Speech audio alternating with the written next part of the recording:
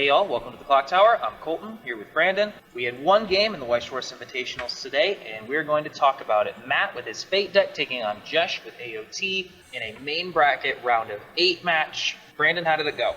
Matt was able to sweep this series 2-0. Starting out game 1, Matt was able to get his Sakura clock bombs onto field, and Jesh swung into him as expected and just kind of really took a lot of damage most of that game. He was just eating damage left and right. He got pushed up very quickly. When he reached level 3, he was able to get a Mikasa on field for the reverse burn damage.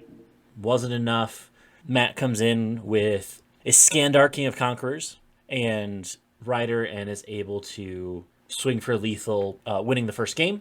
Entering into game 2, not as many clock bombs this time around. However, Jesh still kind of reeling from the game before. He triple field errands and he only gets 1 gear off the combo and goes into the next turn to get the Mikasa heal and then doesn't heal, refreshes, and goes to level 3. So it was a rough game for Jesh. Matt's able to take advantage of that and then is able to push Jesh in 2 turns for the win. So for all of AOT's dominance in the first round, we've reached the top 4 in the main bracket, and there's no Attack on Titan to be seen. We're going to see Patrick versus Matt, Love Live Sunshine versus Fate, and we're also going to see Ryan take on Davida as Cardcaptor Sakura looks to knock out its second straight Konosuba deck. As we finish our last looks at the main bracket, one of the really cool things to note, aside from there being 4 unique decks in the round of 4, we notice Patrick and Matt, the Fate versus Love Live Sunshine matchup, has actually happened in the initial round where we see Mauricio and Patrick play off against each other. So looking forward to another Fate Love Live Sunshine matchup. Yeah, the round of 4 is really compelling. As you said, 4 different decks. 4 decks that are very interesting for different reasons. I think we expected to see Konosuba here. We expected to see Love Live Sunshine probably. Fate hasn't had a lot of opportunities in the competitive meta to really shine yet. It had just been released right before Worlds, so it wasn't really well represented.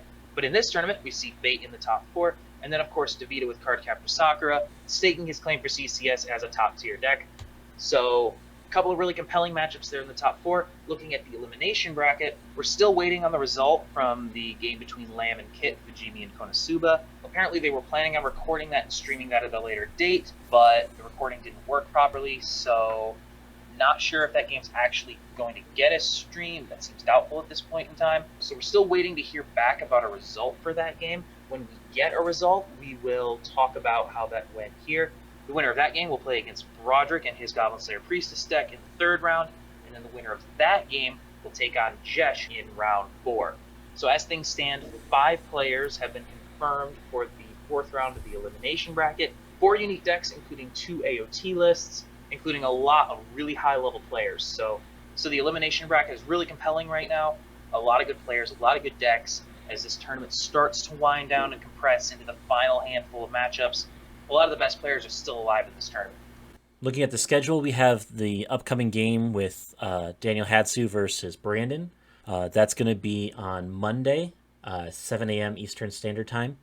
Looking forward to that. That's an elimination bracket game, so we have just a couple more games of the elimination round to go. The potential for a Konosuba mirror match. If Brandon beats Daniel, we'll see Cohen taking on Brandon in the 4th round of the elimination bracket, so something to look out for there. As things stand currently, there are no games scheduled for today, Sunday. If that changes, whether or not that game is streamed, we will have a video tomorrow talking about it. If we get the result from Lamb and Kit, we'll talk about that. Check the description for any updated streaming schedules. We will try to keep that as updated as we can. Something that is happening today, the 32-player online tournament hosted by Bushiroad Summerfest, that is happening today. And there might be some interesting things to talk about with that we might get to on Monday as well, so not sure. We're going to play that one by ear, but that is definitely happening. Like, share, comment, and subscribe. We really appreciate it. And until next time, have a good one. We'll see you then.